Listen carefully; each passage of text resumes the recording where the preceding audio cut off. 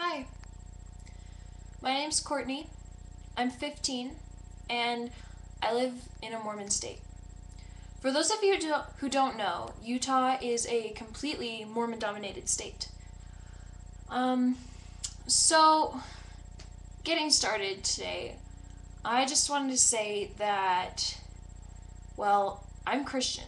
I've been Christian my whole life and I will always be Christian. And no matter how many times my friends that are Mormon have tried to convert me, well, it's never gonna happen. And unfortunately for them, they've kind of given up on me, but that doesn't mean that they still won't talk to me about their faith. And I don't know why, but it just, I don't see a point in it anymore. And it irritates me to no end. And I don't need that. And I don't want it. And it's just really hard to be a Christian. One of the only Christians that I know in this Mormon dominated state. So, whenever I talk to Mormons about religion, I often refer back to my Bible and teachings that I've learned from my church and compare them to what I've researched about the Mormon church. I have actually researched the church and learned a lot of things that have not, been taught to Mormon youth. And even Mormon adults don't know things about the Mormon Book of Mormon that, they can look at.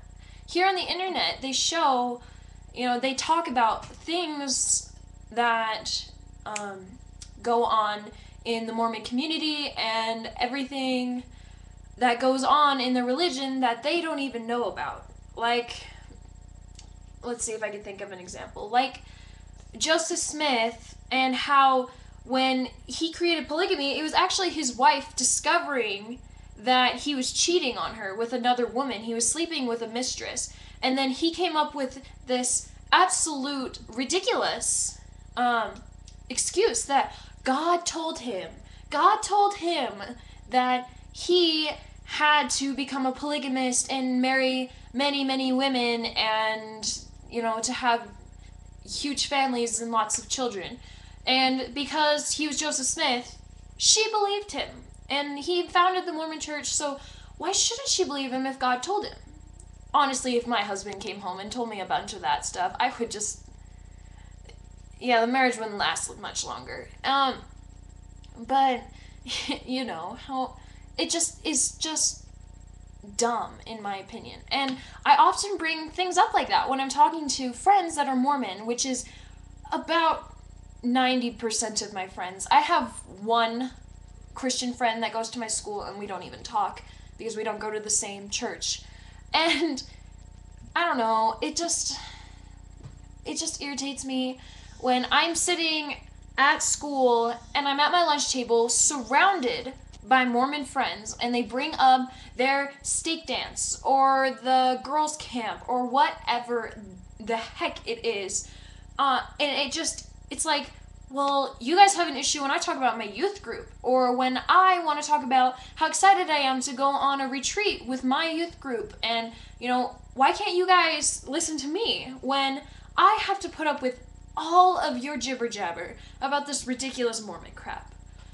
And I'm not trying to bash on the Mormon religion. Honestly, I respect people who participate in the religion, and I have nothing against it. I just want this whole thing where people are constantly showing up at my door trying to convert me. When my friends are texting me, asking me if I want to go to these stake dances, and it's like, why? Really, just why? It's so hard to just be Christian. Why can I not just, go around parading to all my friends and have them listen?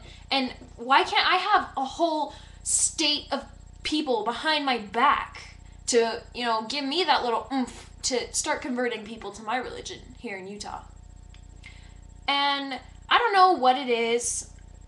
It's just, I guess that's just what Mormons do, is they try and get a feather in their hat to get Christian kids especially kids trying to convert. And that's why they have the stake dances, and that's why they have girls' camp, so that they can invite their friends and make more Mormons. Honestly, girls in that religion are screwed over. We are so screwed. There is nothing for us. Seriously, when we die, we just like sit in the ground, or I don't even know what it is. And 3 levels of heaven and no such thing as hell, that's not then what happened to Satan? And what happened to the devil and the serpent? And according to them, Adam was a man who created Earth, and he was Mormon in another planet or whatever, and he created all of his children and, on Earth, and he had his celestial wives. That, to me, just isn't right. And whatever it is that Mormons think, good for them. Like, seriously. But when you want to test your religion, Mormons, and you want to know for sure that your religion is true, I dare you. I dare you with everything I have to just Google why the Mormon religion is false and just see what comes up. I've done it with my own religion, honestly. If my religion can stand the test of all of these things, people researching the Bible, all these rumors about everything about the Bible, then why does my religion still prove to be true? Honestly, there's not a whole lot of reasons to me why the Christian religion is false. And that's coming from me as a Christian, which could be disputed with you. But to me, when I Google why, or I don't care, whatever search engine you use, the results come up. That the Mormon religion has huge amounts of reasons why it's false versus how it's true. And honestly, the reasons it's false very much outweigh the truth. While when Christianity, the reasons of its truth outweigh its faults. And I don't know. I just want to say that I hope that one day I will be able to convince a Mormon that their religion is false and that Joseph Smith was in fact a false prophet. And while we're on the topic, I actually would like to open up to Revelation, and it's Revelation 7 through 10. Revelation is the book of the Bible that tells you pretty much what's going to happen in the future. And this is just about what's going to happen to the false prophets. So there's this paragraph in my Bible that is titled Satan's Doom.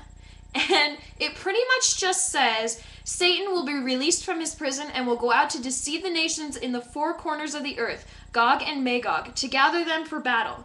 In number, they are like the sand on the seashore. They marched across the breadth of the earth and surrounded the camp of God's people, the city he loves. But fire came down from heaven and devoured them. The devil, who received them, was thrown into the lake of burning sulfur, where the beast and the false prophet have been thrown. They will be tormented day and night forever and ever. Sounds like a couple of false prophets are going to get it pretty bad. And Joseph Smith is going to get it pretty bad to me. He's going to be thrown into a pit of fire, and he's going to be tormented in hell for all of eternity. While I am going to be living forever in God's glory for all of eternity. Never ends.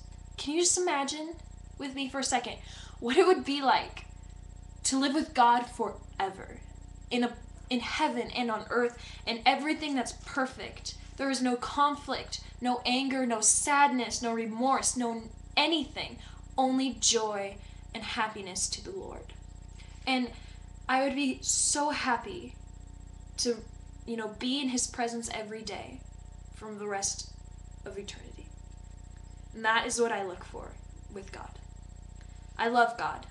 I very much love him. And as a 15-year-old in Mormon-dominated Utah, I am proud to say I'm Christian. And I am proud to say that I'm not Mormon. And that I will not be screwed over in my religion. And I will conquer. And to me, God is my everything, and I will do anything for him, even if it means having to be Christian in a Mormon state. So I hope you'll consider what I said. Thank you. Goodbye.